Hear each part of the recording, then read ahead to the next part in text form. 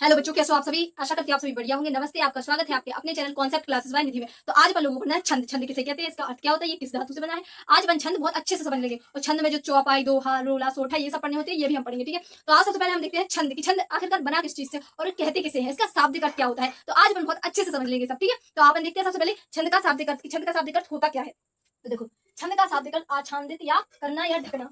छंद का शाब्दिक अर्थ होता है ढकना, आच्छादित करना या ढकना। देखो ध्यान से देखते जाना और समझते जाना, बहुत अच्छे से समझ में आ जाएगा। ठीक है, बस एकाग्रता से देखते जाना। मैं हर बार यही बात बोलती हूँ कि जिस जिस भी चीज पे तुम एकाग्रता से देखते हो, एक जगह ध्यान लगा के देखते हो, वो चीज जल्दी आ जाती है। ठीक है, तो बस आराम से देखते जाना, समझते जाना।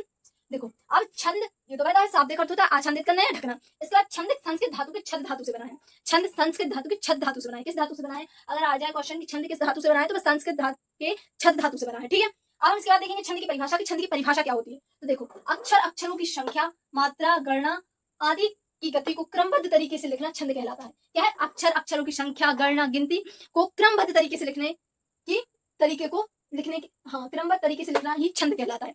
छंद किसे कहते हैं, जैसे कि शब्दों को जोड़कर उसमें मात्राएं लगाकर उसे क्रमबद्ध तरीके से, मतलब नंबर बाय नंबर से लिखते जाना। जैसे कि कोई वाक्य है, जैसे कि ये दोहा है, ये यहाँ से शुरू हुआ, जैसे बंधव गुरुपद परम परागा, तो ये क्रमबद्ध तरीके से लिखा है। क्या लिखा है, क्रमबद्ध तरीके से। वही अपन लिखते थे पहले परागा, फिर पदम, फिर बंधव, फिर गुरुपद, तो ये क्या थे, उल्टे सीधे लिखे थे। लेकिन जैसे ही अपन यहाँ से पढ़ा बंधव गुरुपद पदम परागा, तो ये लाइन में लिखे, क्रमबद्ध तरीके से लिखे, तो इसी को क्या कहते हैं, छंद। आगे समझ में, छंद किसे कहते हैं, जो क्रमबद्ध अक्षर, गणना, संख्या, मात्रा आदि को गति को क्रमबद्ध तरीके से लिखना छंद कहलाता है। तो आगे समझो कि क्रमबद्ध तरीका क्या होता है और छंद किसे कहते हैं। ठीक है, अब आप देखते हैं कि छंद में चौपाई, जो 10th के लिए बहुत महत्वपूर्ण है। चौपाई, दोहा, सोठा, ये 10th में इसमें से कुछ ना कुछ आता ही आता है, इनमें से क्वेश्चन आते ही आते हैं। ठीक है, तो आज सबसे पहले अपन देखते हैं चौपाई छंद की परिभाषा की। चौपाई कहते किसे हैं। देखो, यह एक सममात्रिक छंद है।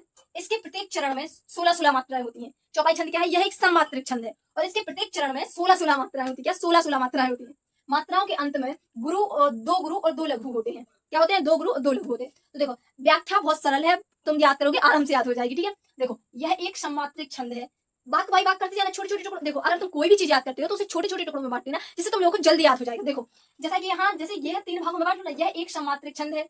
इसके प्रत्येक चरण में 16-16 मात्राएं होती है और मात्राओं के अंत में दो गुरु दो लघु होते हैं। मतलब 3 में बांट लिया आपने, एक व्याख्या को 3 पार्ट में बांट लिया। अब ये आराम से याद हो जाएगी। ठीक है, अब अपन देखेंगे इसका उदाहरण। और ये दो गुरु और दो लघु आए ना, ये भी समझ लो, ये कहते कैसे हैं, लघु गुरु। देखो, छंद में एक मात्रा चलती है, जैसे ये है, तो इसे अपन क्या कहेंगे, लघु। और ये है, इसे क्या कहेंगे, गुरु। क्या कहेंगे, गुरु। इसे कहेंगे लघु, इसे गुरु, इसे कहेंगे गुरु। तो देखो, जब, और तुम ऐसे भी याद कर सकते हो कि ये 1 लगता है, ये 5 लगता है, तो 1 बड़ा होता है या 5, एक छोटा होता है, तो ये क्या हो गया, लघु, और 5 बड़ा होता है तो ये क्या हो गया, गुरु। तो ऐसे भी तुम ट्रिक से याद कर सकते हो।